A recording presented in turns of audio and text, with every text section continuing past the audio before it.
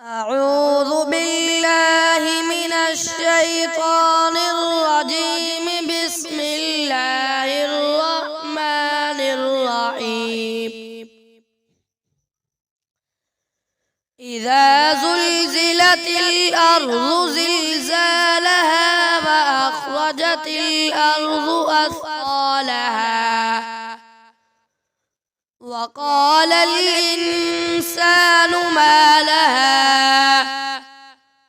يومئذ تحدث أخبارها بأن ربك أوحى لها يومئذ يصدر الناس أشتاتا ليروا أعمالهم فمن يعمل مثقال ذرة خيرا يره ومن يعمل مثقال ذرة شرا يره.